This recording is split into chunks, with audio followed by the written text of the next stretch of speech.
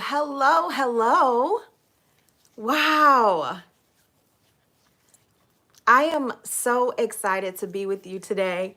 If you are ready to uncover all of the truths around breastfeeding and all of the myths concerning breastfeeding, then you are in the right place, my friend. Today, I am going to be discussing the top three breastfeeding myths especially for new moms. We are going to jump in. I'm going to let you know if it's a truth or if it's a myth. We are going to kind of do some troubleshooting with some things that I think is maybe causing some of these things to be myths, so that we can place them in the truth section, right? And it is going to be one of those conversations that if you stay to the end, you will definitely start your breastfeeding journey off with a good start. So if you are pregnant, if this is your first pregnancy, if you are considering breastfeeding, but you are not sure where to start, then you, my friend, are in the right place. My name is Stephanie Poole.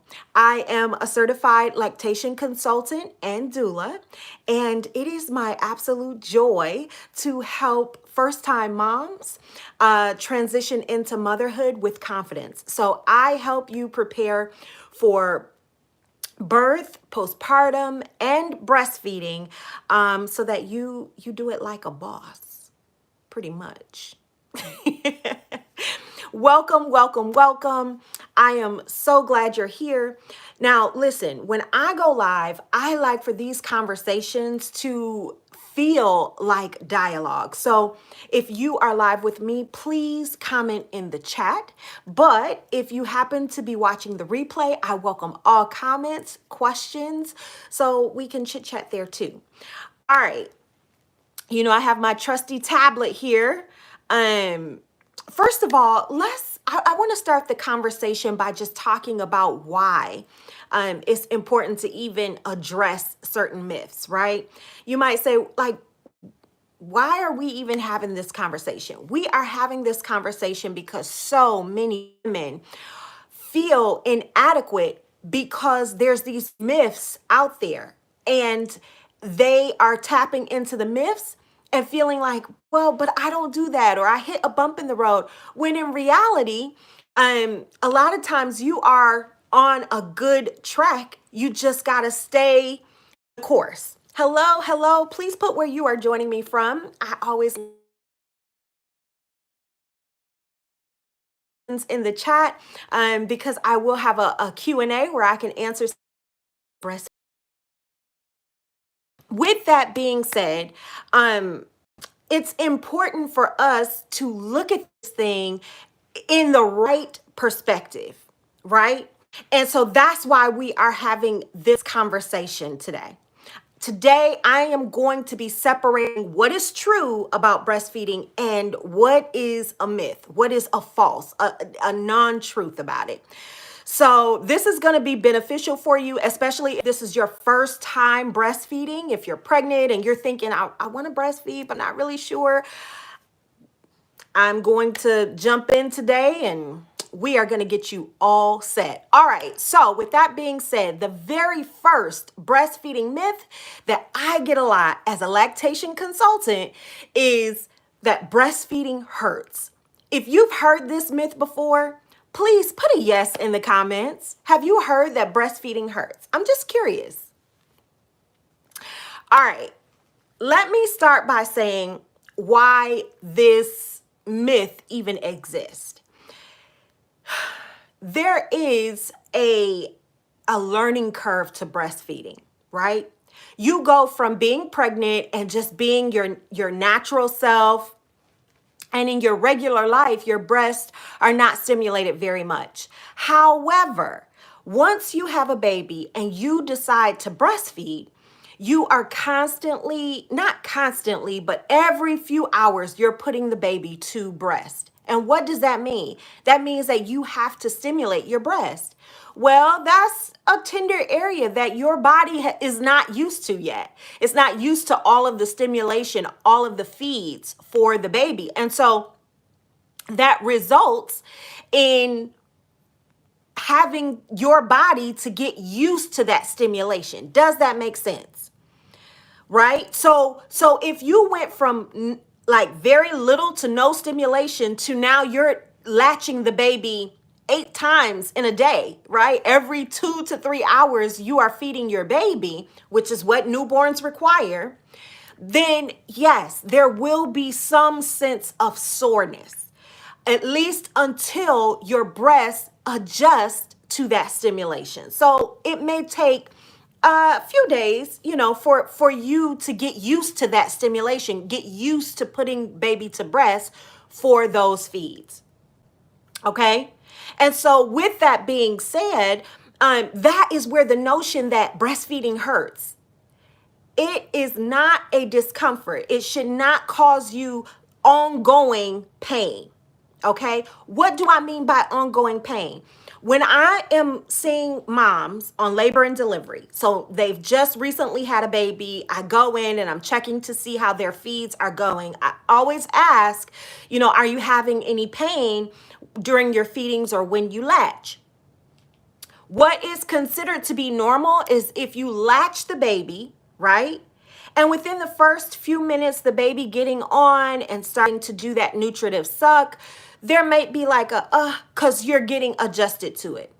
But a few seconds into that feeding, you should be able to relax and you should be able to watch TV. You should be able to scroll your phone. You should be able to have a comfortable conversation with someone, on the phone or in the room with you. That is normal. That's normal discomfort. Just from the baby latching, it takes that few moments of adjustment. However, if you are into the feeding, and I usually have my little baby, my test baby here with me, but if you are into a feeding, the baby is latched and you find yourself kind of hunched over like, and you're wincing, you can't really focus on anything because it's just uncomfortable. That is a sign that something needs to be tweaked. We need to take the baby off the breast. We need to relatch so that you can get a more comfortable and deep latch. Okay? So the myth exists because you go from very little to no stimulation to highly, highly stimulated breast from all of the, I'm sorry. You should not have a ongoing discomfort. If it's ongoing after you've latched and it's still, let's say 20, 30 seconds in and you are in pain, go ahead, unlatch the baby and relatch to get a deeper latch because it should not be ongoing. You should be totally comfortable and able to enjoy one of your favorite movies or read during your feeding. Now, for those of you who might be wondering, how do you get a deep latch? We go over it more deeply in my intensive with my clients or in my course. But just for the sake of this video, you definitely don't want to be on the tip. You want to be all the way on the breast. You want your nipple to go all the way to the back of the baby's throat. And you want the baby to be able to pull like this, not suck on the end or on the tip. If that makes sense, please say yes. All right. So that is myth number 1. I hope this is helpful for you guys. All right. Myth number 2 is that formula is just as good as breast milk. Formula is just as good as breast milk. So why do I even need to, go through all of this for my baby? Well, because of the nutritional difference between breast milk and formula. They serve 2 totally different purposes. They cross over, but your formula is meant to provide nutrients for the baby's growth, and that is it. It is a means of calories and nutrients so that your baby cannot go into a caloric deficit, and they can take in the amount of food and nutrition that they need to at least be able to hit milestones. That is the purpose of formula. And let me just say, okay, as a lactation consultant, we use formula as a tool in the hospital. So I don't despise formula. I know that there are a lot of probably lactation consultants that may not necessarily be as bold to say that, but it's a tool. It is used. And there are, although it's not as common, there are certain times where we have to use it for, a bridge to be able to help mother and baby until they are able to take off with breastfeeding on their own. And so that is my stance on formula. While I use it as a tool, you will never hear me say that they are equal, because they are not. Your breast milk is a customized, say it with me if you've been on my other lives, you know that breast milk is a customized meal plan for your baby. Formula doesn't do that. It's the same every single time.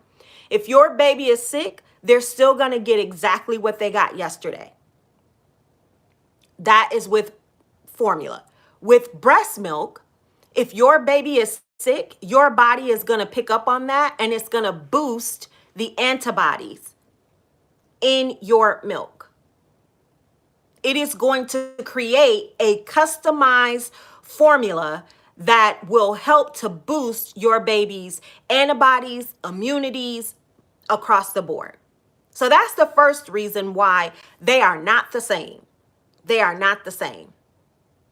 And this is important because if you are going to be breastfeeding, to me, I have found that my clients that are committed to this information right here, like, why am I even doing this? You're doing it because of all of the benefits. You're doing it because of all of the things that your baby will get that they can't get with formula.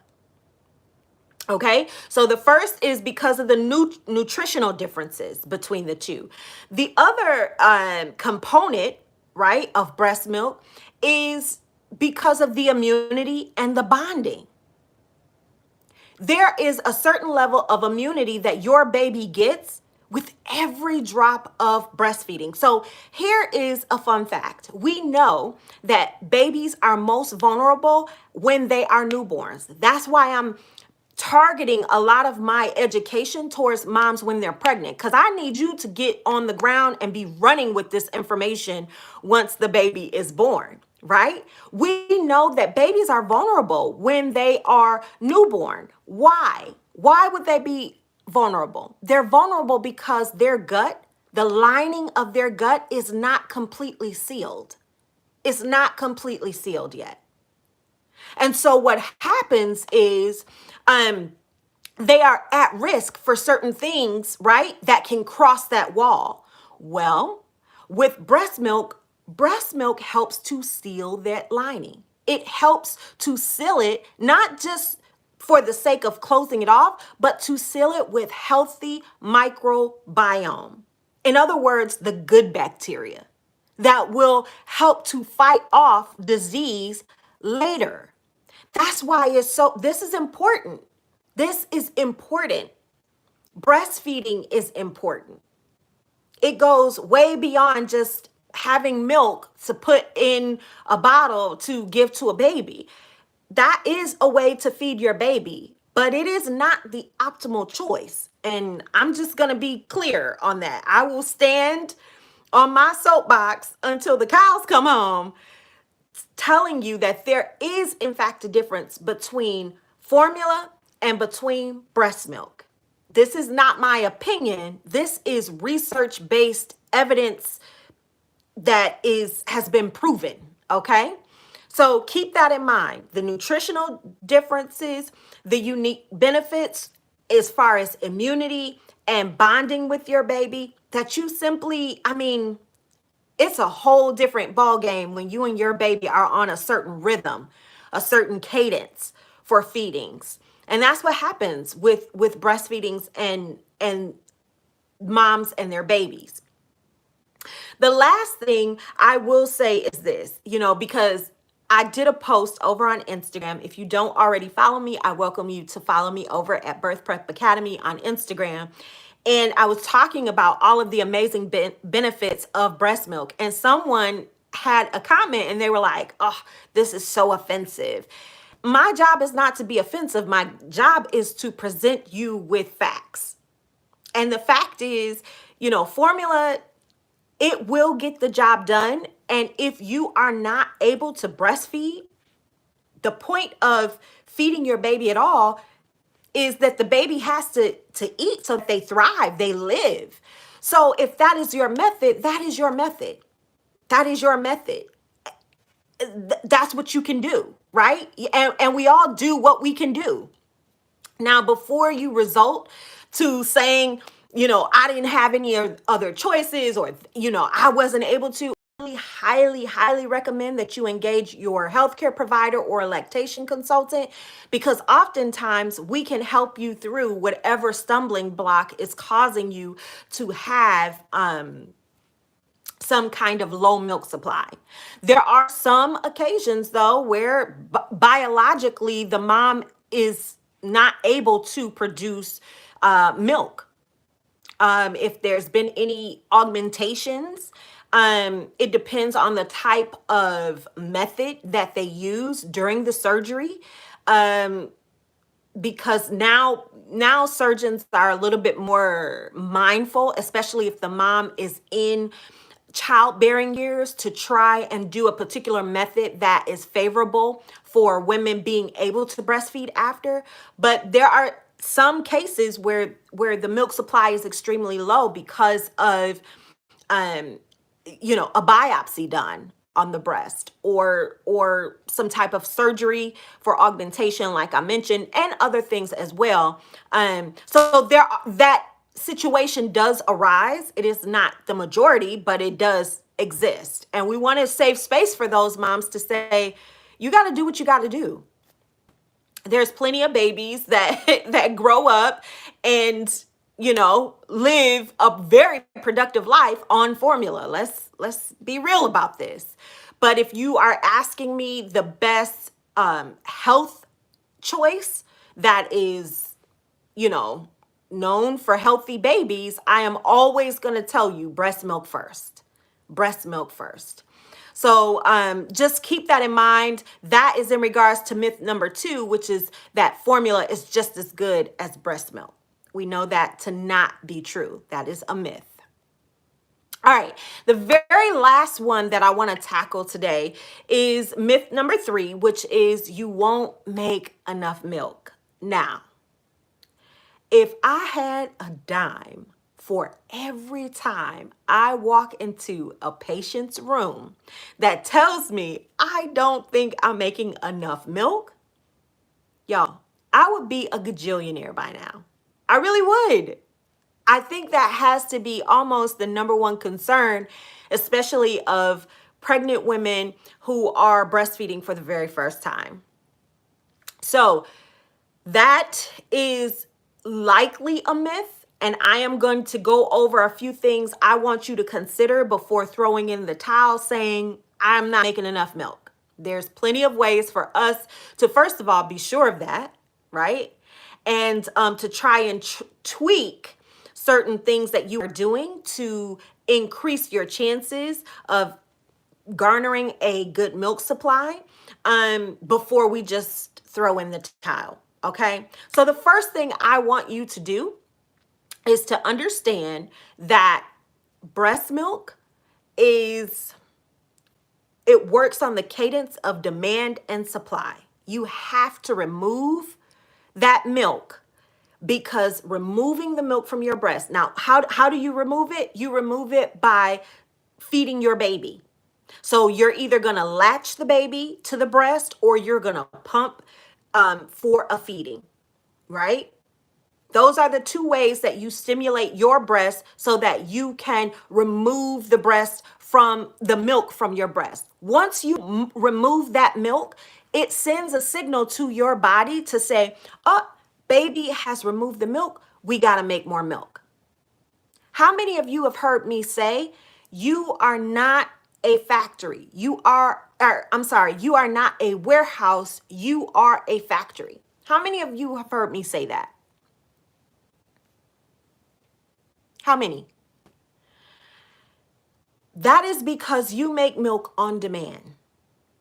You make milk on demand.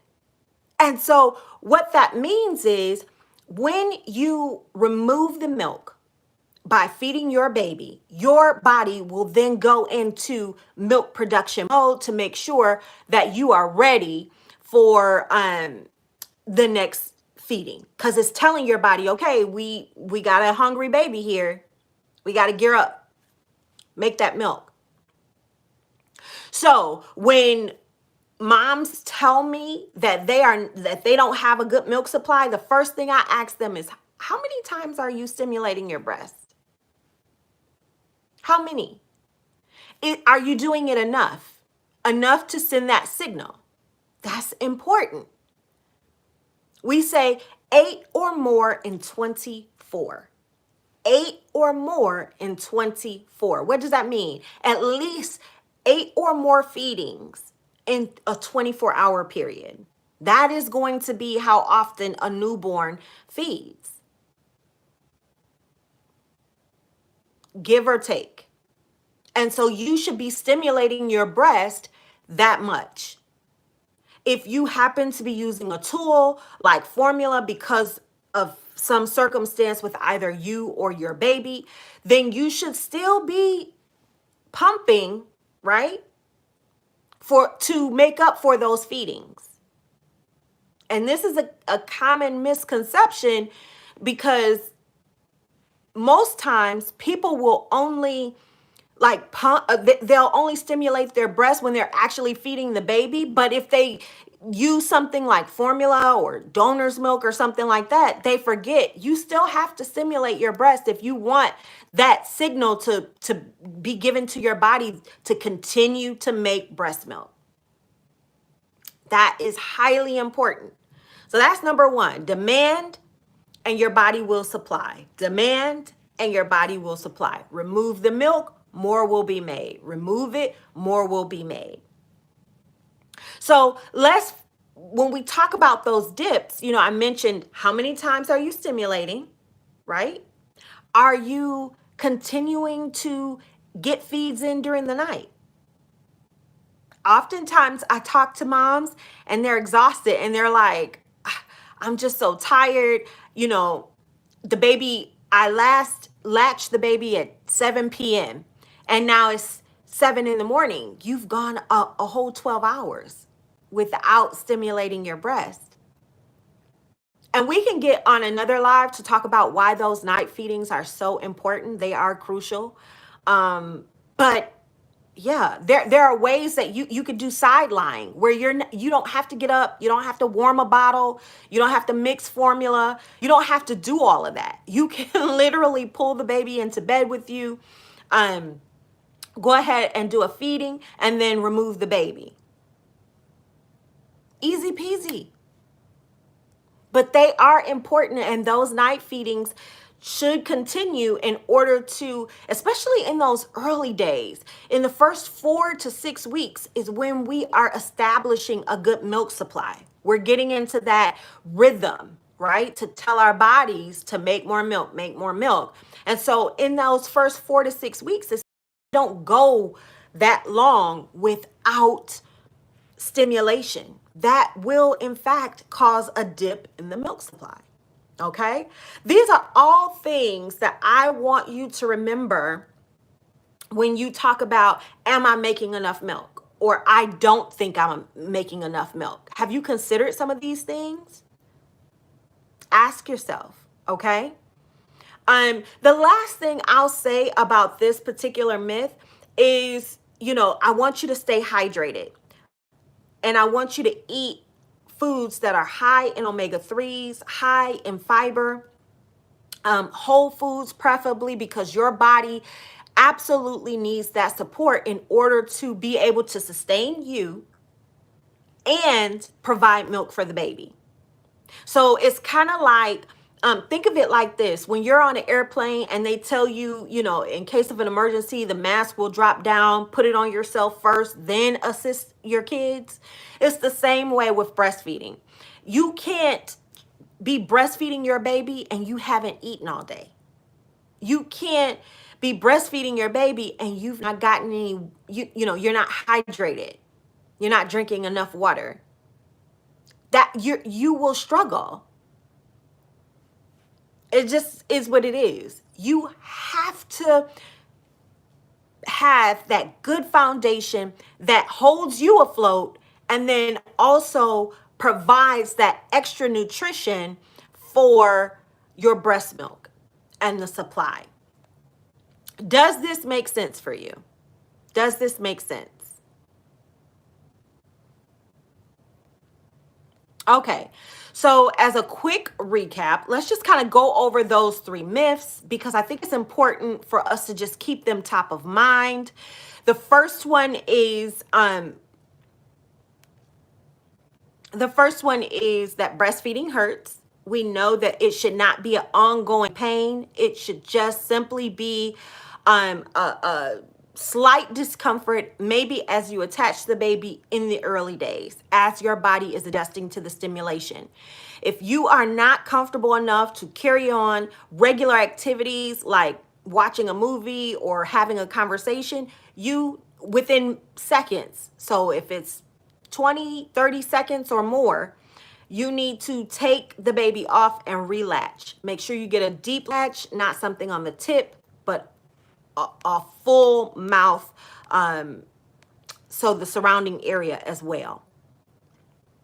The second myth is that formula is just as good as breast milk. We know that to be not true.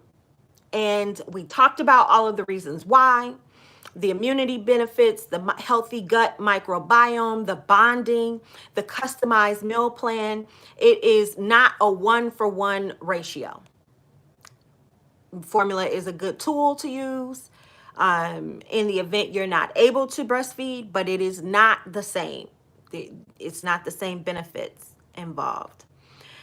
Lastly, myth number 3 is that you won't make enough milk. We know that there are some extenuating circumstances where that might be true, but in most cases of healthy moms and healthy babies, you should be able to make enough milk. And the only reason why, and how we know that, there's different ways of making sure that you're stimulating your breast, making sure that you're not missing night feeds, making sure that the baby has wet diapers, making sure that the weight is continuing to build, right? Those are all reasons and ways to know that your baby is getting enough milk. And I'll just say this: please don't quit. Please, I have had literally moms on the brink after like day 2. And they're wondering, like, when is my milk gonna, increase? I don't feel anything. I don't know if my baby's getting enough milk. Don't quit.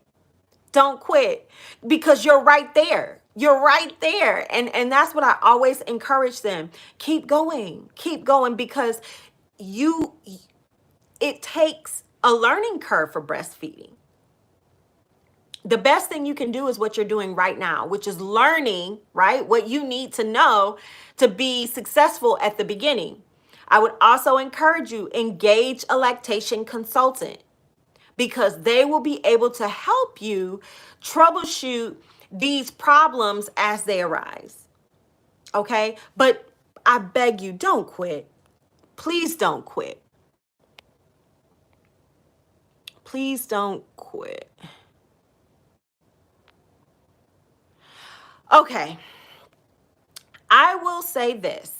Thank you so much. You guys know I like to hop in, hit the topics, and then hop out. So with that being said, my name again is Stephanie Poole. I absolutely love hopping on with you guys and just having these important conversations about breastfeeding. If you have any further questions and you want to continue this conversation, then just drop your comment or question in the comments below. I'm happy to answer. I answer every single question. Every single comment I respond to. So I'm happy to do that. Thank you so much for joining me today. There are two ways for you to work with. The first is in an intensive where we do one-on-one planning for your specific birth. We help you to get a customized plan for birth, or you could do an intensive for a customized plan for breastfeeding so that you know exactly what to do when baby arrives. So I have the one-on-one intensive that is available, and I also have my course. Both of them will be linked below, so please take a look. Thank you again for joining me. I look forward to seeing you tomorrow. I'm going live throughout the month of January, so join me. Simple as that. Join me. All right. Oh, and subscribe. Y'all, if you're not subscribed, what are you even doing? Subscribe to the channel. Thank you again for joining me today. I'll see you guys tomorrow. Bye.